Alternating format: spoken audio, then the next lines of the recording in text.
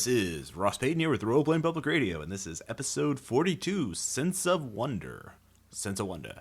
Sense of Wonder, really? Sense of Wonder. That is the abbreviation used by science fiction fans to describe Sense of Wonder. I see. So we're trying to add a little bit of awe and it's not really so much wonder. It's not really an abbreviation. It's more like just an alteration of the pronunciation. Yes, well, yeah. How are you doing there, Tom? I don't know. I'm, fairly laid back. That's good. That's good. Yeah. So in our 42nd episode, we're going to be talking about a very popular science fiction term, but how you can apply it to your games, whether they be science fiction, fantasy, or even modern, or any number of things. High art, the role-playing game. Yes, that's what we're going for here at RPPR, is high art, because those of you who listen to the New World campaign know we're very serious. We never go off topic. Yeah, serious business all the time. And speaking of the New World campaign, our Codex of War ransom is well underway. We're over halfway to our goal, but we still need your help. If you are a fan of the New World campaign or RPPR, consider contributing to the ransom we have at Kickstarter.com. We'll, of course, have a link on the main site and all that, and what I've done is I've added 3 new rewards. So just so you know, if you contribute at least $10, you can be listed as one of the contributors for the PDF, be immortalized in the special thanks section. You shall achieve immortality. Yes. For $20, you get early access to 10 actual play episodes of the not just the New World campaign, but Call of Cthulhu, Don't Rest Your Head, another 4th Ed campaign run by Bill. He is the Dragonborn sorcerer player in the Paragon tier, and all kinds of fun and monsters and other childish things, including a very, very fun game where Cody does some great role playing. Sucrose Park, I remember. Yes, it's already been commented on our forums, which you should join, by the way. But enough about that. But I've added, and if you contribute $50, you can have your NPC, one of your favorite D&D characters of your own creation, inserted into the Codex of War. Now, so those are the basic rewards, but we've added 3 new rewards. Now, for $30 total, you'll get access to not only the 10 actual play episodes, but you also get access to the I ran a Delta Green game called Night Mall, Night Shift, at Gen Con and Dragon Con this year. And the original playtest is on the actual play site. But if you want to hear how I ran it at Gen Con and Dragon Con, you can, for $30, get access to those episodes as well. It'll blow your damn mind. Yeah, it will, because I ran the same scenario, but every time it went very different because of how the every group was very different, and so every group approached it differently. So it's very interesting to hear how the exact same scenario plays out radically differently depending on who the players are. You mean people don't all have the same thoughts and ideas? Yeah. That's crazy talk.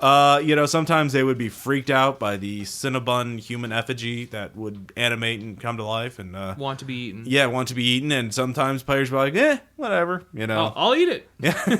No, actually, I don't think anyone wanted to eat it. I don't think anyone actually went that far, but they were. If you ever had a Cinnabon, you know it is run by Satan anyway. Yeah. So that's for $30, but for an alternative $50 reward, if you want, you can have the RPPR crew record a message, a special MP3 just for you. Now it can be me saying something in my announcer voice, Tom saying something, both of us, and then Cody me going off on you. Yeah. We can do your voicemail messages. We can send a message.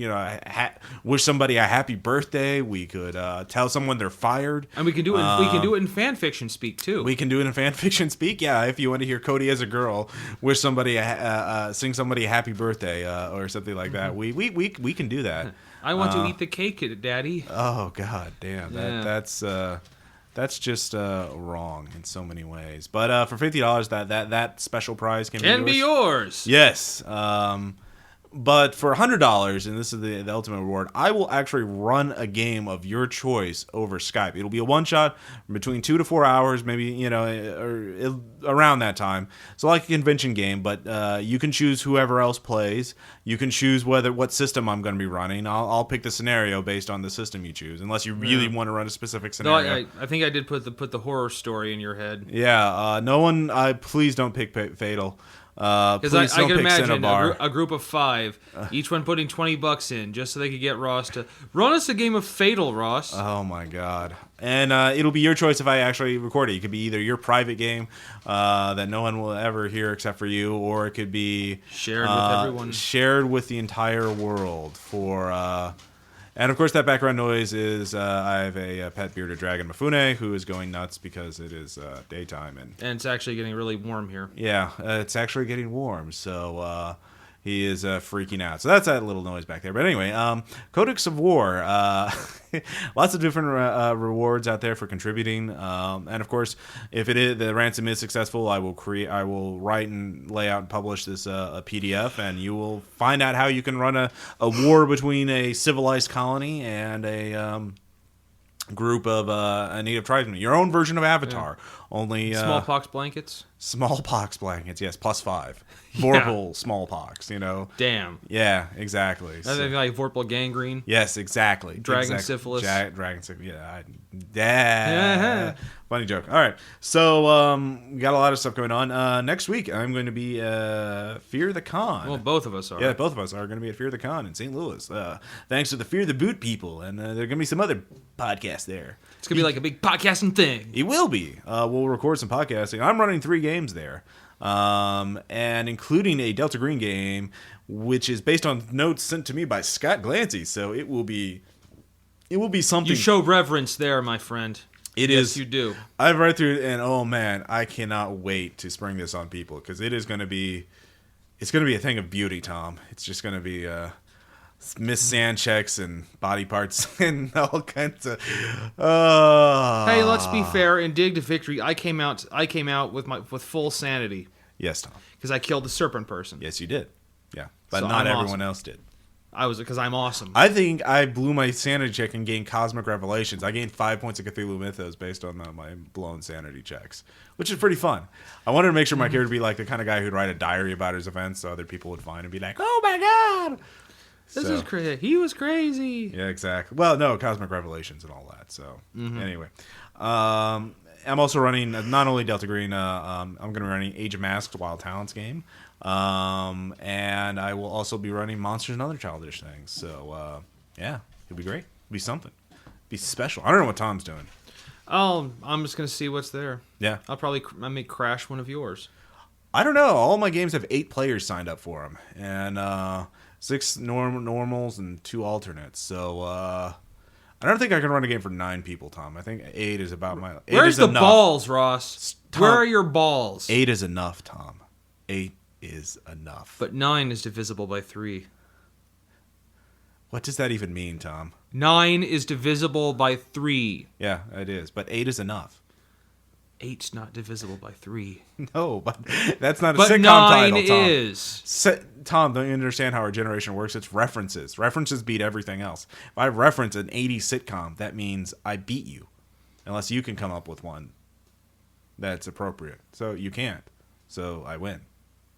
That's how. How about I didn't make the rules, Tom. How about I beat the dog shit out of you? How about that? I mean, I don't even know who the boss is who determine these things. But I mean, this isn't some kind of night court where we can determine what's right and what's wrong. So, yeah. Well, we can't. We can argue our cases. Nope, we can't. It's not a night court. So, anyway, moving on. Let's get to the main topic here, because that's what we're here for. To dispense. We never go off topic. No, of course not.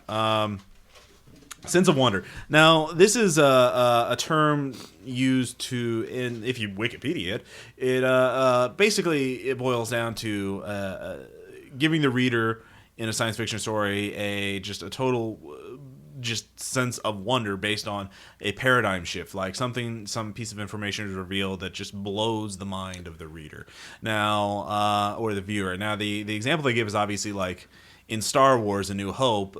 That's not a moon. It's a space station, when talking about the Death Star. Now, obviously, it's cliched and obvious to us now, but back I'm sure, in the 70s, that shit would have blown their minds. Like, holy shit, that's actually... Or something a little more recent, Independence Day, for those that remember that movie, when the ships arrive. Yeah. So, going over the same, like, oh shit, these are big. In space, things are big. So big. Bigger than Xbox, even. Wow. I know. That joke is dated too. Yeah. So anyway, God damn. That is a very hyper lizard. Yes, it is. He is. Well, he's a movie. Well, he's an internet star. Yes, if you he's the see Chaos Dragon. The video D&D the best game ever. You can see Mifune. I named him after the Japanese actor Toshiro Mifune in The Seven Samurai. Because the lizard reminds you of him. Yeah, sure. We'll go with that. Sure. Anyway, what we're trying to go for is that sense of wonder is a very powerful tool, a very potent thing to really draw in people into your game. And the whole strength of RPGs is obviously you have a limitless budget. It's your imagination. You can go wild. You can say or do not much anything in it. And you don't very few people do though. Like very few games really, like in D&D, all it's like 10-foot wide corridors with orcs guarding pies and blah blah blah. It's very droll. It's very boring. It's very stale, I feel. And that's what I think a lot of games miss, that trying to evoke that sense of wonder. And so for me, I sort of realized that's important in a game I ran many years ago back at Geekers. This is the same campaign where, if you remember, the poor dolphin druid. The nautical druid. Who forgot to take swimming. Yeah, he... it became a very... later on in that same campaign, the players met the Emperor of China, or some figure like that, and they were in his court, and they were trying to... okay, well, you'll have a contest to prove this, to get past me, or to do something. It's typical, do this, fight me or give me a quest, kind of thing. And Chris Farmer, who was playing with us back then, you might know him as the voice of AB3. He got frustrated with me because where's the wonder? Where's the razzmatazz? I don't remember exact words, but I remember him being very frustrated that I was just describing this as a normal little thing, and I tried to bullshit something on the spot, but I'd already lost him. And he's like, and the game fell apart pretty much that session. I think that was the last session we played. Mm-hmm. And I just remember like, wow, yeah, it was just kind of a boring thing, and I realized I really needed to add this sense of wonder to games.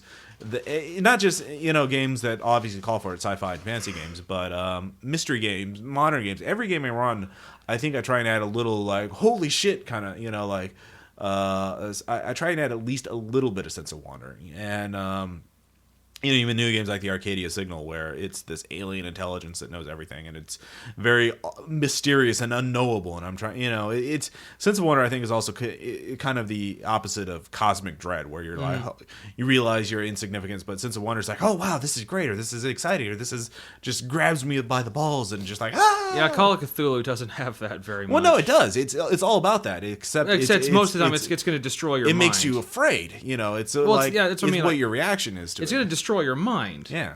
Or open you up to new vistas of experience beyond to which. And in the process, destroy your mind. Or you just evolve into a hyper being that has no need of morality or humanity. When you realize it's all, you're simply emotions are the remnants of your primitive reptilian brain. You must evolve into a hyper evolved intelligent being. So. That's one way of looking. Ross has put a lot of thought into this. Yes, exactly. I think he secretly hopes that he can do that. To leave this horrible mortal shell behind. Yes, and become, I'm the gate and the key. Fatagan. And he will rise to the level of ultimate immortal GM. Yes, exactly. Because that's what it's all about. It is. It's all ultimate power so I can run the ultimate games. Where your player's character's life is your life. So that's kind of that's always bugged me, that one game. I've always remembered that, and I try to provoke it in some sense, and I hope I've succeeded in sometimes. And Tom, I mean, what's your experience with this stuff? So, well, not so much. Nothing I've really done for this group, but the other group I used to run with involved Andy, Aaron, Jake, who might be joining us. No, for your GURPS game that you were running that I have not posted yet and will not post for some time. Yes, indeed. We did a lot of scenarios where it was kind of fantastical settings in and of themselves that almost demanded a certain sense of holy shit. Mm-hmm. That if you really didn't buy into it, then actually it was most of the group looked upon you as your fault. Like, well, like what, dude? It's all out there. What? You're not feeling it. That's your own. So it was on fault. the players. Like it wasn't. So if Chris was acting like that in your game, you would be like, the other players would be like, it's your fault for not being impressed by this. Well, we're just experiencing something that they have never seen. A lot of that shit was indeed just that. It's, the game that's most famous for in our group was the game where it's 30,000 years hence in the future, and it's a society of intelligent dinosaurs. You played in a few sessions of the prototype of that, back when it was using GURPS. Yeah, I remember that. So, it was just every session. First it was this big sweeping vista of an alien yet familiar looking futuristic city. You had technology way beyond anything you've experienced. It was pretty much you got it pretty much right away, depending on who was running the game. What by technology you've never encountered before? Like, did you have a specific thing that wasn't just like an upgrade of existing technology, but something genuinely new that kind of like, whoa, the players' minds? Yeah, actually, there's also a fair bit of mysticism in it too. Okay. Like one of the species was like actually humanity's descendants in this new world. Right. They could actually control most of the animals that lived on the Earth. Right. And it's one thing. It's like one of the scenes we had. It was a hovering carload full of guys wielding like caseless ammo Gauss weapons, charging at guys riding full grown T-Rexes. Okay, all right. Yeah, I kind of imagine the Brock's dream from the episode of Venture Brothers, season 1. Yeah, from the Dream Machine. All right, fair enough. So, the question is, how do you evoke this? I mean, because, again, Chris Farmer's like, shame me, the wailing and gnashing of teeth on my part from failing to provide the sense of wonder. And I've thought a lot about this and how to... And he stared at a picture of Chris for hours on end, focusing his rage and personal failure. No, it would be a mirror. It would be like my failure. It would be, like Taxi Driver. It was... it was like, You looking at me? What have I done? Oh, God. So... So Ross started flagellating yourself? Yeah, something like that. And that means whipping yourself. I don't know what you guys are thinking. Get your mind out of the gutter, listeners. Seriously. So, I know you mentioned a few other movies or stories that sort of gave you a sense of wonder. Now, like Avatar, right? Yes, I admit I have thoroughly drunk the Kool-Aid of the Avatar experience, and let me tell you, I find it delicious. I mean, there are people who develop depression as a result of oh my God, my life is an Avatar. So yeah, and I'll actually say I watched that movie with Aaron. Yeah, and he came out and said, well, it was okay. I looked at like, what the fuck is wrong with you? And the thing is, he couldn't tell me why he just thought that.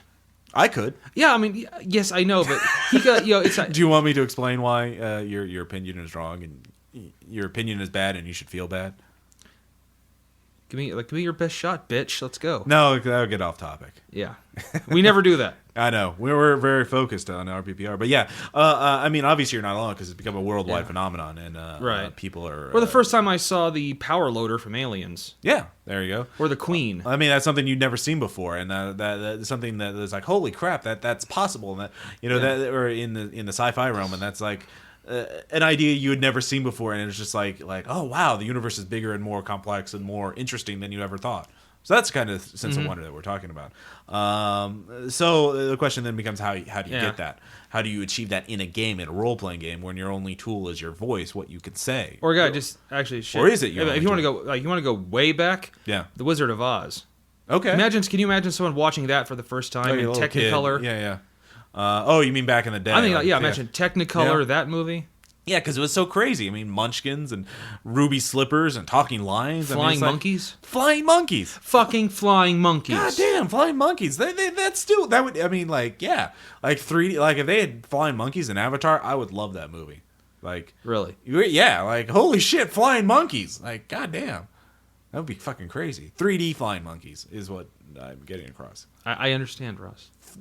That would freak you out, too. That would give you like, holy shit. Well, I have a great fear of monkeys, but in flying monkeys, they can reach us now. Exactly. So you'd never be safe. That'd be like a people-eating frog. Exactly. You wouldn't. We'd be doomed. Yeah. If there was a bullfrog that could eat people, we'd be extinct. We would be forced to live in Arctic climes. We'd all be Eskimos. So those would be the only safe people. So anyway, off topic. All right. So what are some in role-playing games though? What are some of the experiences that you've had that have really evoke this? Yes, I'm going to go ahead and start praising Ross a little bit now. Yes. Master of Nyarlathotep. Mm-hmm. I think the birth of the dark black god. That's in the Kenya chapter for those of you who have the book. That's a mass ceremony where there are thousands of them there. And especially our reaction, did we sneak in? Did we try to remain unseen? Nay, we tried to take it out. Yeah, they're birthing a new avatar of Nyarlathotep in the Cult of the Bloody Tongue.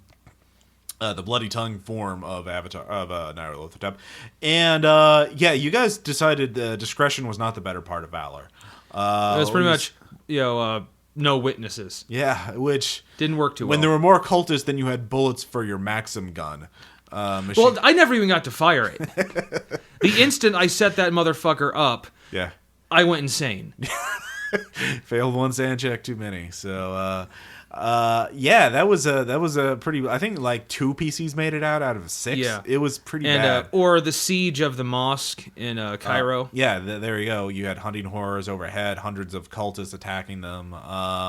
Jason character eaten by a hunting horror. I think. I mean, man, I wish I had saved that campaign or recorded that, but we didn't have it. We didn't have the Zoom H2. Then. No, Zoom H2. Zoom H2. All right. It's like Ron Paul. Yes. Okay, I'll just accept that for. You shouldn't have done that. You should have actually disputed it, Ross. No, because it was crap. Yeah, it was.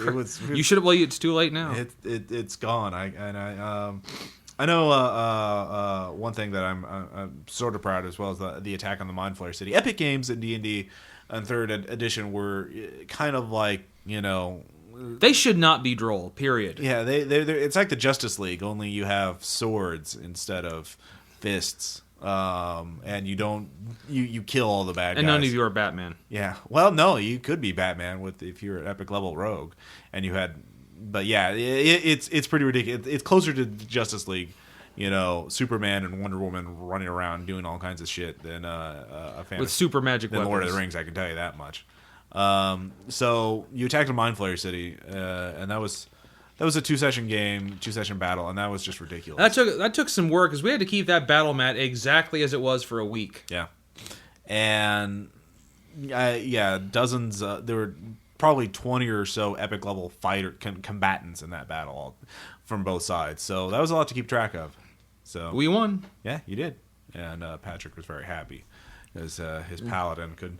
It was a point. His paladin could take down a Balrog from like full hit points to like 5% hit points in one round. So the Balrog would come in, then like, oh fuck, then teleport out, get healed, come back, rinse and repeat. Now that's kind of mean. Right. Russ. That's mean. To the Balrog? Well, Balrog's a big boy. He could take it more or less. No, it's mean. You can't keep taunting him like almost kill the Balrog. Oh, it's gone. Now it's back. Balrog's not stupid. It's not gonna like, oh wow, it got me down to 5% of my hit points. I bet he'll roll 1s for all of his next attacks. I mean, that's because he'll hit me on a 2, but I'm sure he won't hit me once, with his 6 attacks. Which shows the great science of creating characters. Yeah. To maximize every last thing. So yeah, I mean, so it is possible to get the sense of wonder in a game, to get this like. And obviously, the more epic it is, the easier it is. But you can do it even. I mean, it all depends on the epic is kind of a relative term, because if you're like in the World War II game that I played in, I was just a 25-point GURPS character. There were some epic moments like when the tank. Well, not just the tank, but like we would actually attacking German soldiers and trying to rescue a woman in a village. And like it's like, holy shit, I'm a doctor and I'm trying this commando raid with some members of the resistance, and I'm shooting and I'm actually killing German and soldiers. One bullet could kill you. Yeah, exactly. It's like, holy shit, this is I'm so over my head, it's not even funny.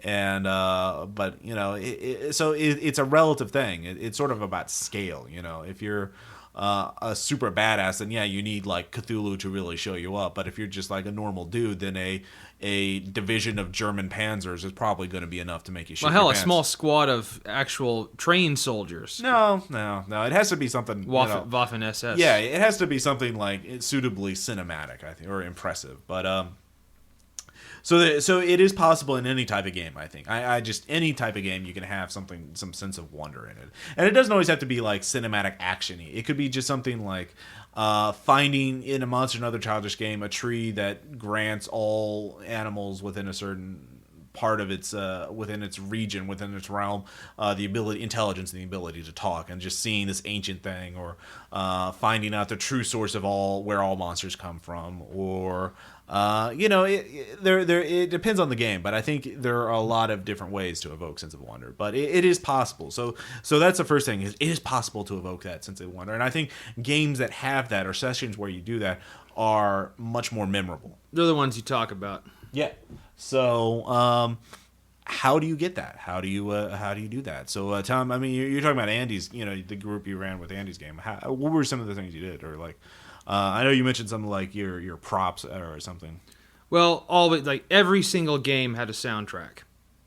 And it was like that's the first thing you had to do when you're planning a scenario is, all right, and it's not just just music you like to play as background. It's no, this music's got to be this music goes to this part here. Then when they get to this part, I'm gonna have to switch over it here.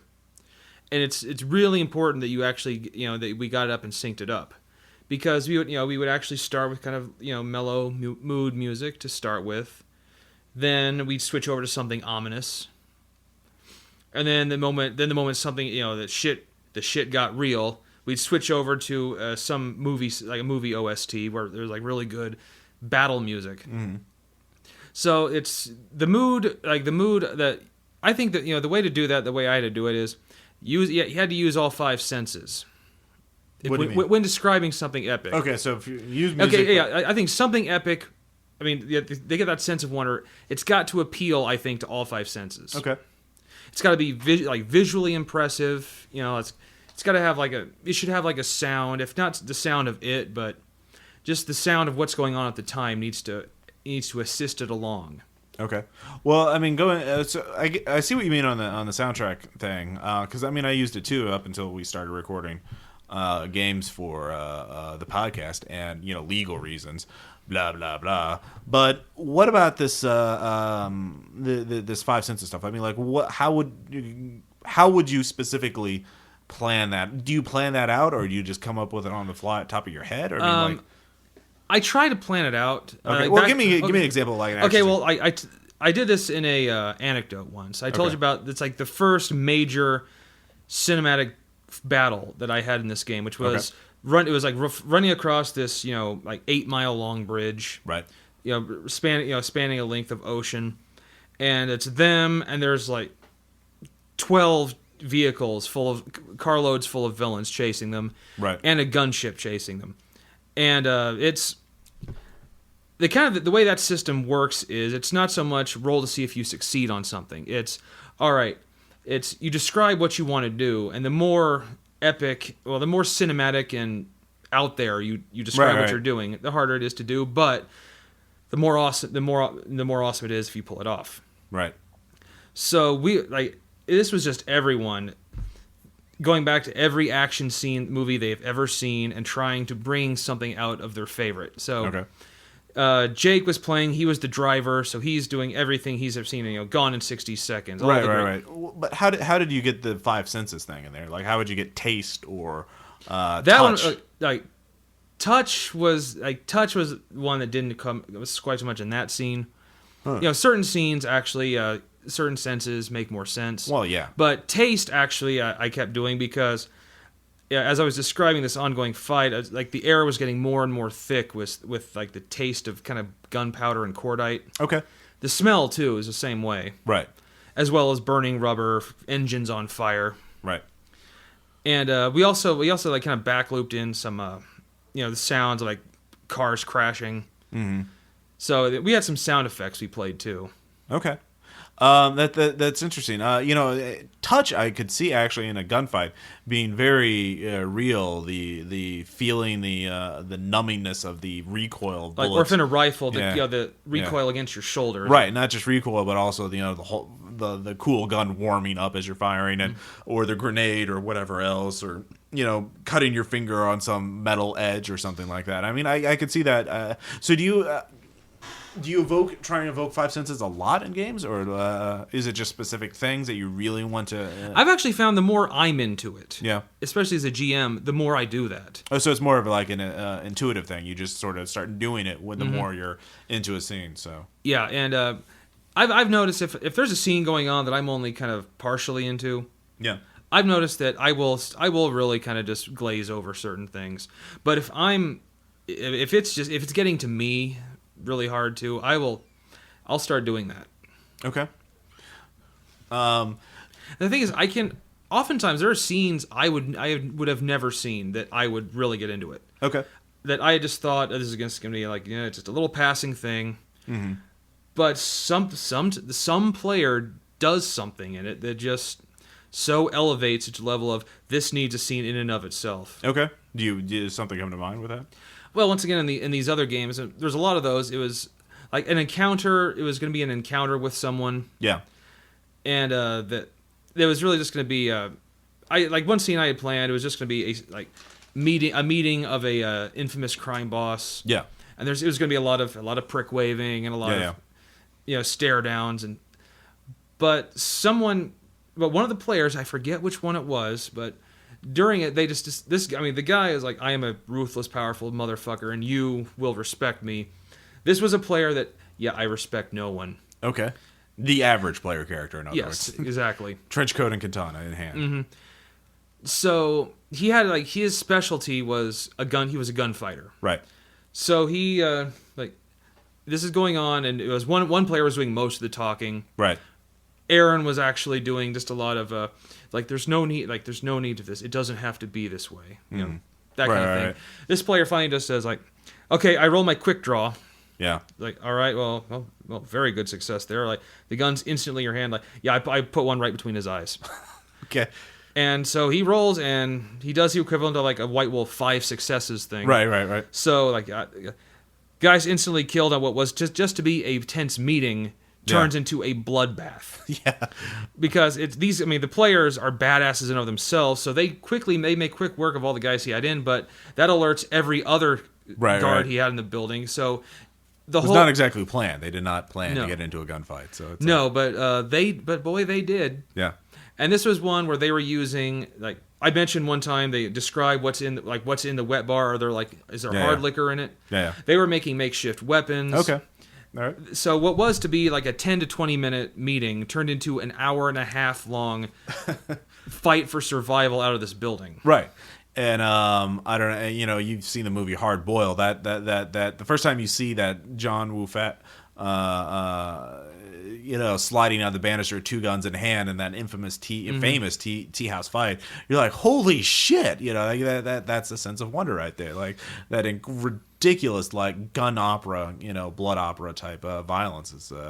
They did a lot of shooting off an elevator cable and riding the cable up.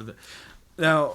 So again, you get the same thing. Now, for me, one thing is every game or a lot of games will have their own little quirks that are specific to that game setting or whatever. Something that to set it apart from everything else. For example, All Flesh Must Be Eaten will has zombie creation rules, so you can set up different types of zombies. So when I ran a zombie game with it, I made full use of it by creating multiple types of zombies.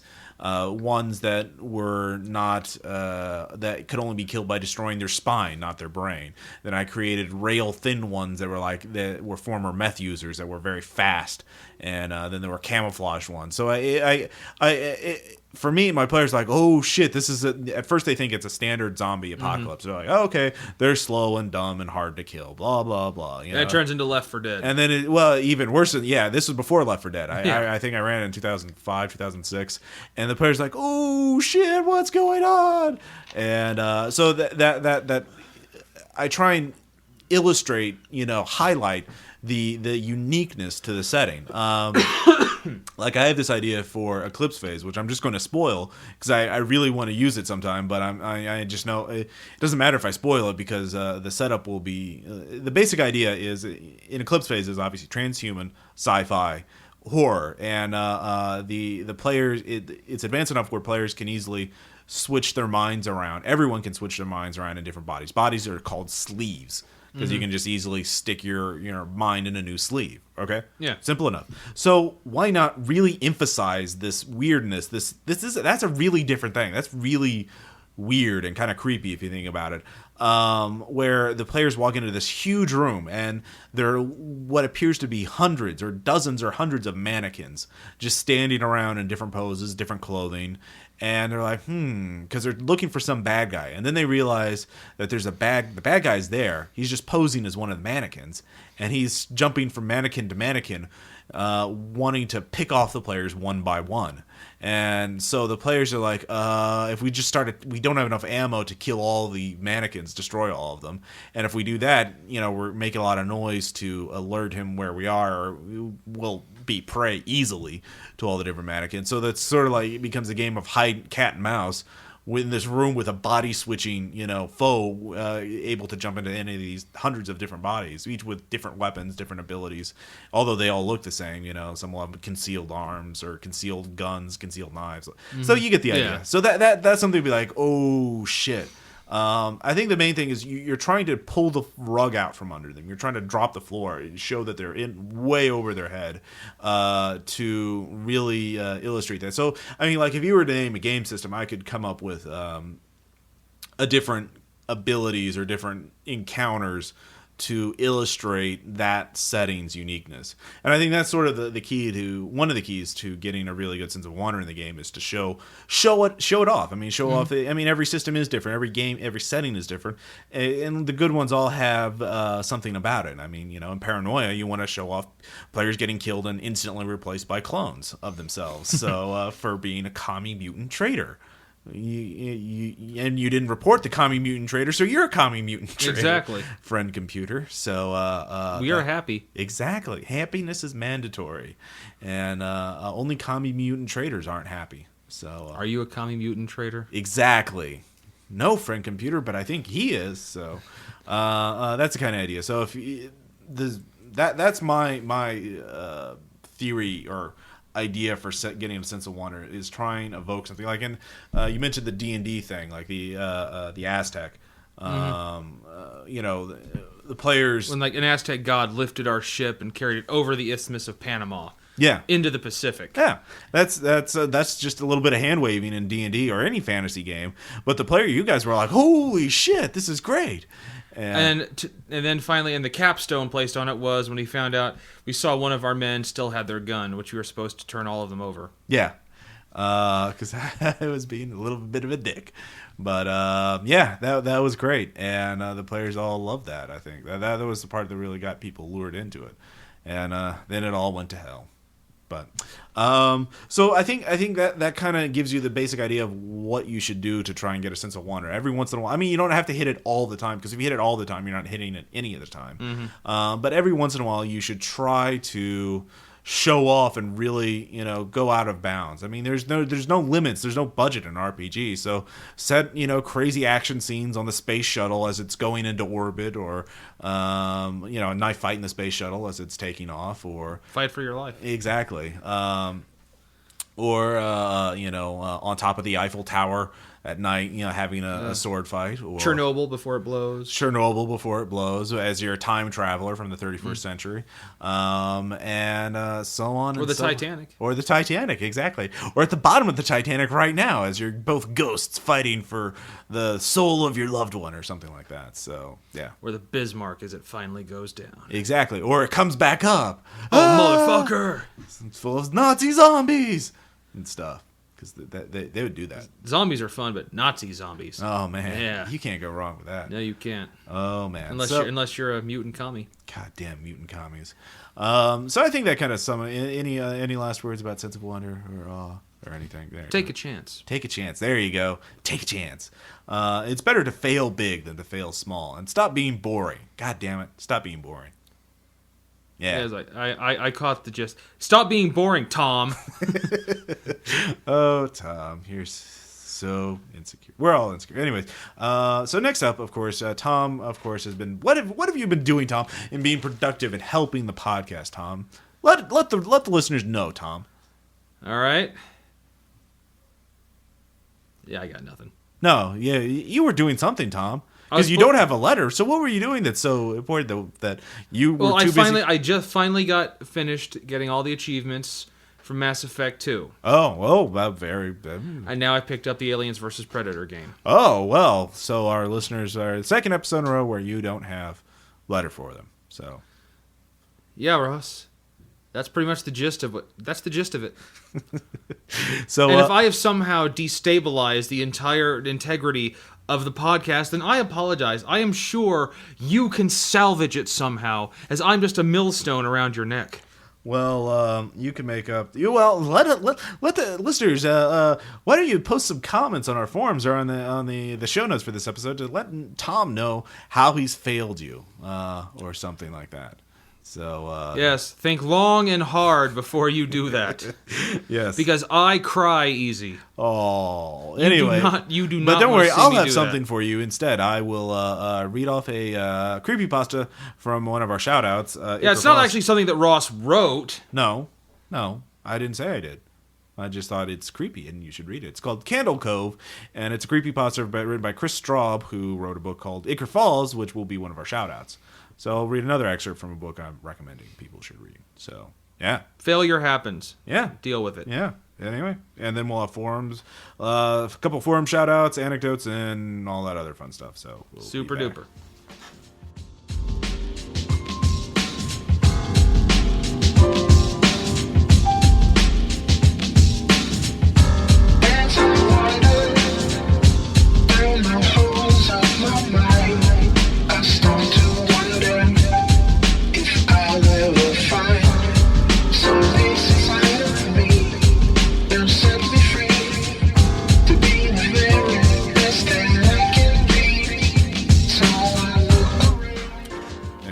This is Candle Cove by Chris Straub. Net Nostalgia Forum, television, local. Skyshale 33. Subject, Candle Cove, local kids show. Does anyone remember this kids show? It was called Candle Cove, and I must have been 6 or 7. I never found reference to it anywhere, so I think it was on a local station around 1971 or 2. I lived in Ironton at the time. I don't remember which station, but I do remember it was on at a weird time, like 4 p.m. Mike Boehner, 65. It seems really familiar to me. I grew up outside of Ashland, and I was 9 years old in 72. Candle Cove. Was it about pirates? I remember a pirate marionette at the mouth of a cave talking to a little girl. Skyshale 33. Yes, okay, I'm not crazy. I remember Pirate Percy. I was always kind of scared of him. He looked like he was built from parts of other dolls. Really low budget. His head was an old porcelain baby doll. Looked like an antique that didn't belong on the body. I don't remember what station that was on. I don't think it was WTSF, though. Jaron 2005. Sorry to resurrect this old thread, but I know which show you mean, Skyshale. I think Candle Cove ran for only a couple of months in 71, not 72. I was 12, and I watched it a few times with my brother. It was on Channel 58, whatever that station was. My mom would let me switch over to it after the news. Let me see what I can remember. It took place in Candle Cove, and it was about a little girl who imagined herself to be friends with pirates. The pirate ship was called the Laughingstock, and Pirate Percy wasn't a very good pirate because he got scared too easily. And there was a calliope music constantly playing. I don't remember the girl's name, Janice or Jade or something. I think it was Janice. Skyshale. Thank you, Jaron. Memories flooded back when you mentioned the Laughingstock in Channel 58. I remember the bow of the ship was a wooden smiling face with the lower jaw submerged. It looked like it was swallowing the sea, and it had that awful Ed Wine voice and laugh. I remember how jarring it was when they switched from the wooden plastic model to the foam puppet version of the head that talked. Mike Boehner 65. I remember it now too. Do you remember this part, Skyshale? You have to go inside. Ugh, Mike, I got a chill reading that. Yeah, I remember. That's where the ship always told Percy when there was a spooky place he had to go in, like a cave or a dark room where the treasure was, and the camera would push in on Laughingstock's face with each pause. You have to go inside. with his two eyes askew and that flopping foam jaw and that fishing line that opened and closed it. Ugh, it looks so cheap and awful. You guys remember the villain? He had a face that was a handlebar mustache above a really tall, narrow teeth. Kevin Hart. I honestly thought the villain was Pirate Percy. I was about 5 when this show was on. Nightmare fuel. Jaren. That wasn't the villain. The puppet with the mustache. That was the sidekick. Horace Horrible. He had a monocle too, but it was on top of the mustache.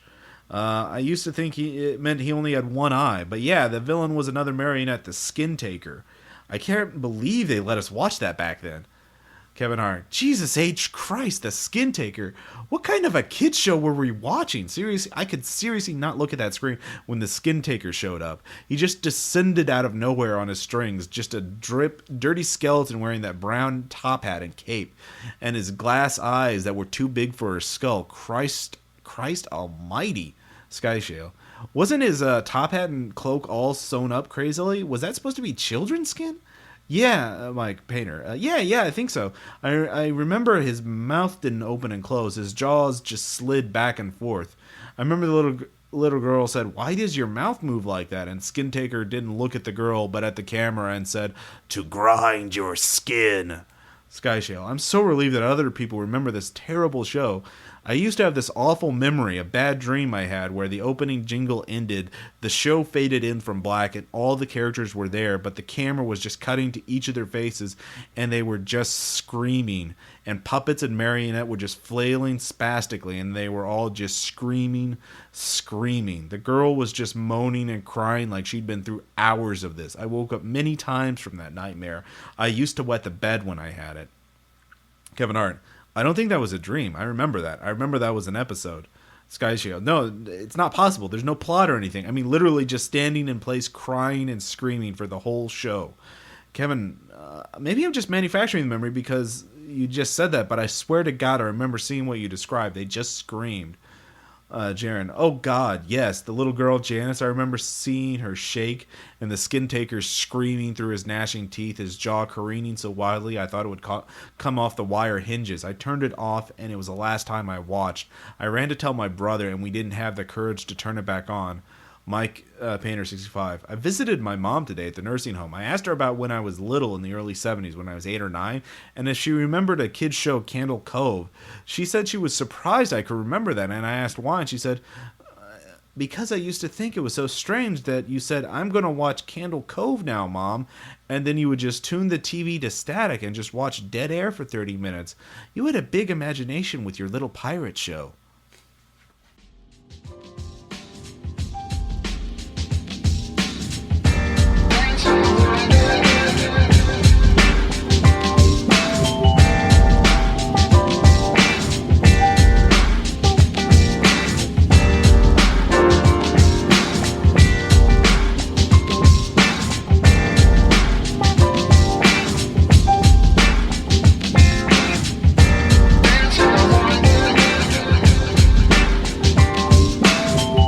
And we're back. So, how'd you like that, Candle Cove? All right.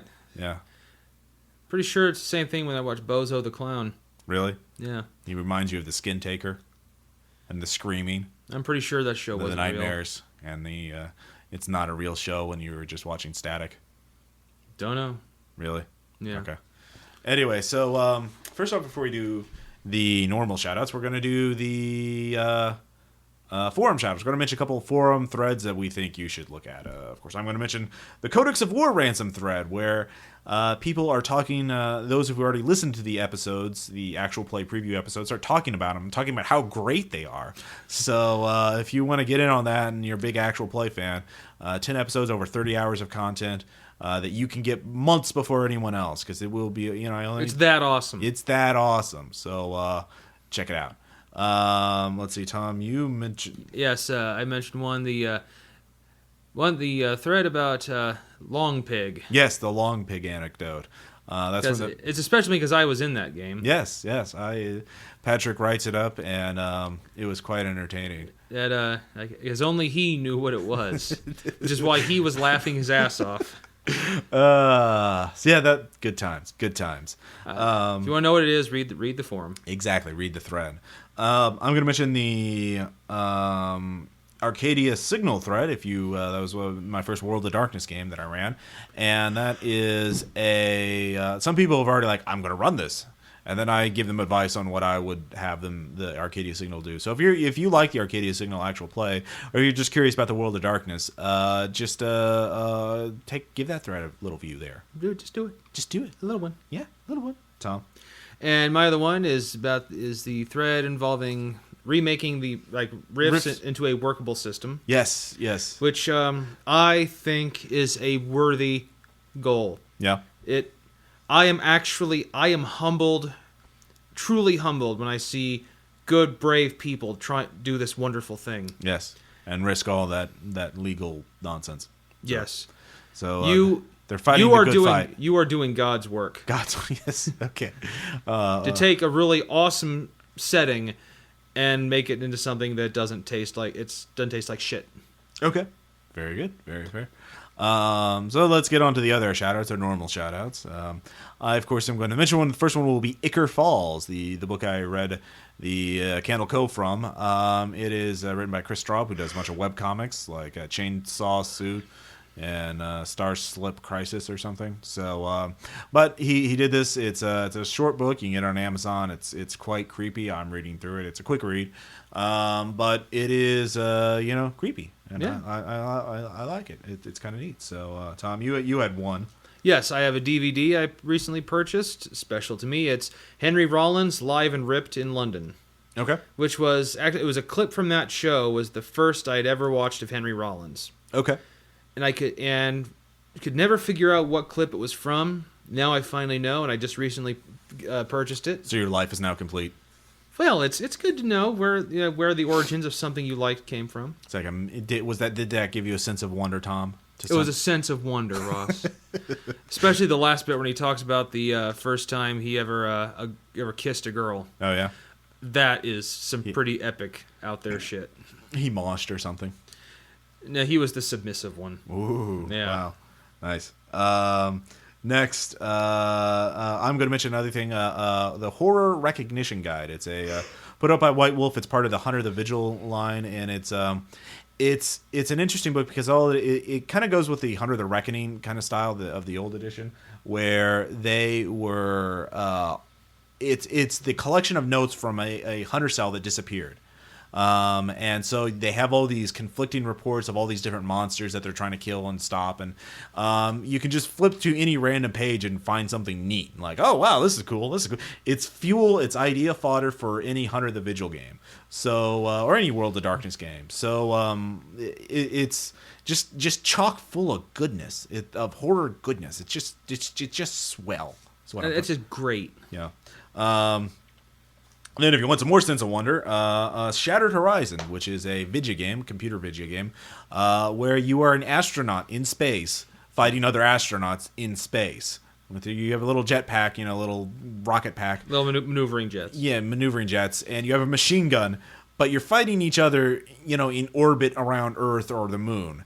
And it's a fun game. You only have one gun, but the gun has multiple modes, like assault rifle, sniper rifle, and there's a grenade launcher on it.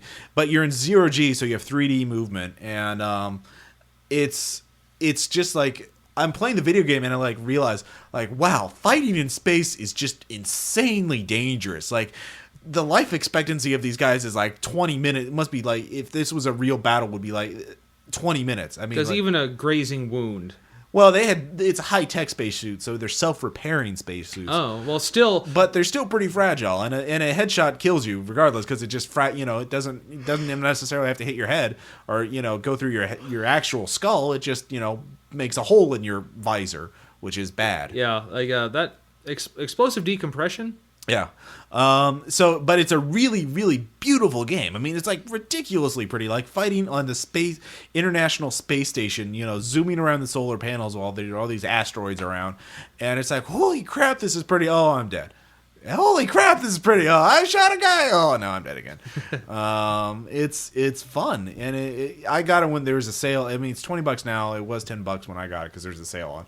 But, if you're really a big fan of the death matching and the multiplayer stuff, I'd give Shattered Horizons a try because it's just great. It's just pretty. It's so pretty. And finally, I'm going to mention Super God, which is a new Warren Ellis comic from Avatar Press. So it's all crazy. It's Warren Ellis and Avatar. Ooh, it's crazy. I don't know. Have you read many Warren Ellis comics? No. Okay, well, they're all fucking crazy. They're like ridiculously over the top. But Super God is about an arms race. The arms race if they were building superhumans instead of nuclear weapons. Okay. And so Britain has one, America has one, Soviet Union has one, but the Indian one really fucks things up. And only 2 issues are out so far. The 3rd issue has been delayed, and it's just the art is great, and it's just like if you're running a superhero game, you should read this comic because there's so many fucking great ideas in it. It's just like, oh, it's just you show me. It's idea porn. Yeah, you showed me some of it. Yeah. So it's great. And I cannot recommend it enough. And it really gives me that sense of wonder stuff. Because Warren Ellis is really good about the sense of wonder stuff. Like Planetary, like, oh my God. Not everything he does is great. But like when he does do the idea stuff, it's like great. So that's great. It's great. It's all great. Oh, that's what sense of wonder sounds like. I see. Or Fortuna. So it's like an Enya album. Well, no, it's that or Requiem for a Dream music or Fortuna by Carl Orff. The You've heard it 100 times before. Do you know the music I'm talking about? I think so. Okay. So finally, of course, we have our little anecdote. And Thomas here will be reading it because I read Candle Cove. So yes. You have fun reading that down. I will. All right. This is from MCK. And it begins as thus. Hello there. I'll begin with the traditional and obligatory mention of how much I enjoy your work and mention the fact that RPPR has been one of the largest influences in my somewhat short experience with RPGs. Aw, thanks. Most notably by bringing wonderful systems such as Call of Cthulhu and Monsters and Other Childish Things to my attention and influencing me to add them to my gaming repertoire. Anyway, with that out of the way, I have my anecdote, a 2-session Call of Cthulhu one-shot using the published Escape from Innsmouth, which turned out to be a beautiful train wreck fueled by that ever-so-entertaining substance, gamer logic. I would imagine this would go without saying, but this does contain spoilers, requires minimal knowledge of the story behind the Lovecraftian Innsmouth. That was in italics. While at home over the past winter break, I got together with my high school gaming group, and we decided to run a game or two. Being recently fascinated by Call of Cthulhu Dark Corners of the Earth, excellent game, The Shadow over Innsmouth, and generally everything Innsmouth related, I volunteered to run Escape from Innsmouth. The entire story is quite lengthy, and I regret not recording the entire debacle. However, I will highlight the best portions of the 2 sessions. In the first session, the characters introduced themselves and found out about a murder that happened in Arkham. The 3 investigators, Boba Dog Fett, the bounty hunter, a PI, and a Turkish spy, began asking around town, as I should have expected, began accusing everyone of killing the child. Long story short, they discovered that the boy had gotten in a fight the day before he died with another child, Jubal. Innsmouth had also come up, so while Boba went to talk to Jubal, the other 2 went to learn about Innsmouth. Boba arrives at the house of the 8-year-old Jubal after what essentially amounted to verbally abusing Jubal and Aunt.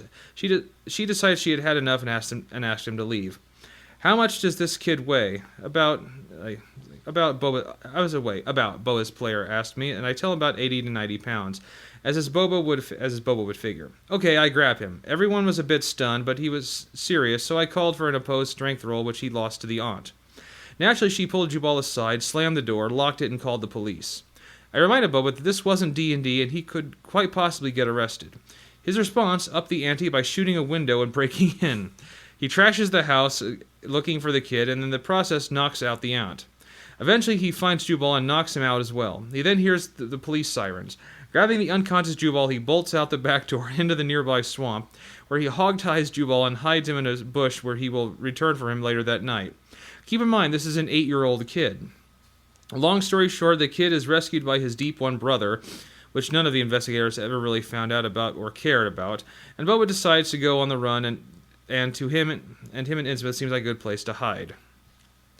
The rest of the session went just as smoothly, with Boba chasing after what was essentially supposed to amount to an ambient noise, and ultimately resulted in he and the PI being offered a night in the Gilman house. Naturally, they were attacked that night and escaped by blowing a chunk out of the building with sticks of dynamite they were carrying. Ultimately, they failed their escape from the town and were imprisoned to be rescued in the next session. The next session went just as well, with the two players playing Django Fett and his Chinese criminal manservant driver. I don't think I ever got a name. The Turkish spy returning, whose actions weren't highlighted to save time, and a mercenary which the players met in Innsmouth. To summarize, the investigators eventually reach the point where they are supposed to be rescuing an NPC, Brian, and the previous two players. The plan is for Django to strap the dynamite across his chest, and the other investigators will be out back and pull the grate off the cell, and will pull Brian out. They decided they didn't have time to rescue the other investigators. Django fails miserably in his suicide bomber threat, but they manage to get Brian out, and Django runs.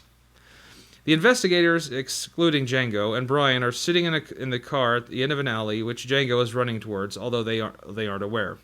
The manservant sees one of the Innsmouth residents around the corner in front of them and runs him down, leaving Django to decide and fight the other resident that was chasing him. He failed miserably and was killed, annoying his player who vowed to kill the manservant. The two Innsmouth residents were killed, and they returned to the jail to bust out the other two players, namely to give Boba back to his player who had no one else to play as. Here's where everything really went down. Boba goes to retrieve the weapons from his father's corpse, and the manservant drives the car up, with his other investigator in the car, and Boba goes to talk to him. That's in quotation marks. Boba then shoots the manservant, who doesn't die, but panics and drives out of town, stranding the rest of the investigators, two of which Boba and the mercenary shoot at the car as it is leaving. Brian, sick of this, he just wanted to rescue his girlfriend, runs off and no one bothers to chase him down or follow. The players of the manservant and Boba begin arguing, as their real-life friendship has them do, about whose actions were and were not justified in what situations, and the Turkish spy gets fed up with the complete breakdown in the street, decides to drop a grenade at the feet of Boba and the mercenary before booking it out of town on foot himself. The grenade goes off, killing Boba and the mercenary, who argued they didn't know it had happened. I figured, of course, they didn't because they were shooting at the car. In the end, it all boiled down to the NPC they were supposed to be rescuing getting killed, 3 investigator deaths, and 1 grave injury, and only one of those was actually caused by an enemy. So that's one of my anecdotes from gaming, the more complete and drawn-out version of which can be found on the RPPR forums. How's that for a formal plug, eh? All in all, though, I do have to give a personal thanks thank you to Ross, Tom, and the rest of the RPPR crew for relighting that fire, giving me that kick that got me really excited about role-playing again. Without you guys, I probably would have stopped playing sometime last year. Thank you, Matthew, Mi'kmaq on the forums. P.S. I'm pretty pumped up for the community actual play site, so I'm hoping that this gets up and really going soon. If you need any help with it, I would be more than willing to lend a hand with whatever I can. Oh, yeah. I forgot to mention that. Yeah, I'm setting up a community actual play podcast, so if you have your own... I'll post a link to the thread on the... show notes. So if you're interested in like recording your own games, having them judged and listened to by other people, we'll give you a way to do that. I'm still learning WordPress multi-user Mu. So if you're an expert on that, give me some help. So yeah. He needs it. Yeah, I need. And don't model a character after Dog the Bounty Hunter and Call of Cthulhu. You're not that big a badass. Yeah, especially even Cody. God damn it, Cody. Because he wanted to name an NPC in the game after Dog the Bounty Hunter. So you could have just killed him. Yeah, well, I didn't. Anyway, so that's it for this episode 42, Sense of Wonder. I hope you have a sense of wonder. Appreciate the wonderness of awesome gaming or something. Ross, it's awful. That was awful. I know. It was awful, but that's okay because I am the game master and I'm always right. So we'll go with that, I guess. All right, we'll see you next time. See ya.